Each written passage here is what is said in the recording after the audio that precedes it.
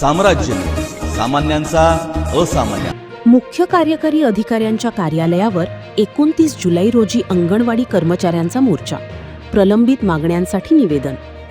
महाराष्ट्र राज्य अंगणवाडी कर्मचारी संघाच्या वतीने अंगणवाडी सेविका व मदतनीस यांच्या विविध प्रलंबित मागण्यांसाठी दिनांक 29 जुलै 2026 रोजी जिल्हा परिषद सोलापूर येथील मुख्य कार्यकारी अधिकारी यांच्या कार्यालयावर मोर्चा काढण्यात येणार असल्याची माहिती संघटनेने निवेदनाद्वारे दिली आहे.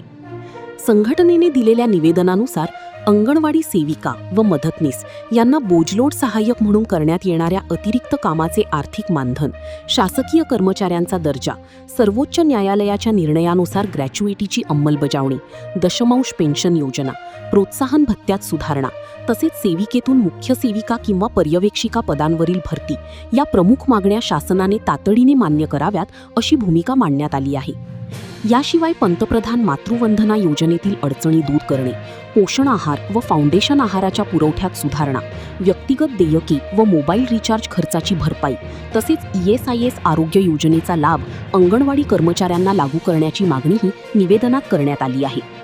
संघटनेचे म्हणणे आहे की राज्यभरातील हजारो अंगणवाडी कर्मचारी अनेक वर्षांपासून बालक, माता व महिलांच्या आरोग्य आणि पोषणासाठी महत्त्वाची सेवा बजावत आहेत.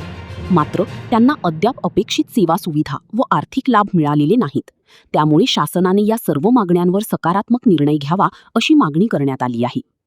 संघटनेच्या वतीने सरचिटणीस सुमनी गायकवाड यांनी निवेदनावर स्वाक्षरी केली असून या मागण्यांकडे शासनाने तातडीने लक्ष द्यावे, अन्यथा आंदोलन अधिक तीव्र करण्यात येईल असा इशाराही देण्यात आला आहे.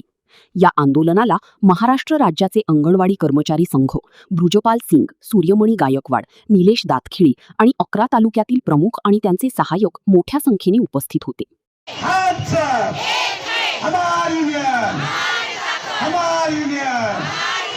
आमच्या मागण्या हक्काच्या कोण म्हणतो देणार नाही, कोण म्हणतो देणार नाही.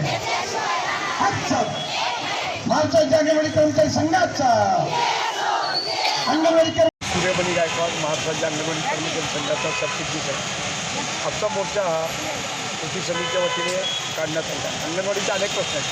सर्वात प्रथम आज दिल्लीमध्ये जे आंदोलन चालू आहे विद्यार्थ्यांचं, त्यासाठी शिक्षणतज्ज्ञ आणि पर्यावरणाला जपणारे सोनम वांगचूक यांचा आज उपोषणाचा 24वा दिवस आहे. जितके सुद्धा उपोषणाला बसलेले आहेत तरीसुद्धा हे केंद्र सरकार ह्या लोकांचे प्रश्न सोडवत नाहीत, धर्मेंद्र प्रधानचा राजीनामा घेत नाहीत आणि मुलांवर, विद्यार्थ्यांवर जे की देशाचं भविष्य घडवणार आहेत अशा विद्यार्थ्यांवर लाठीमार करत आहेत, आंदोलन चिरडून टाकण्याचा प्रयत्न करत आहेत.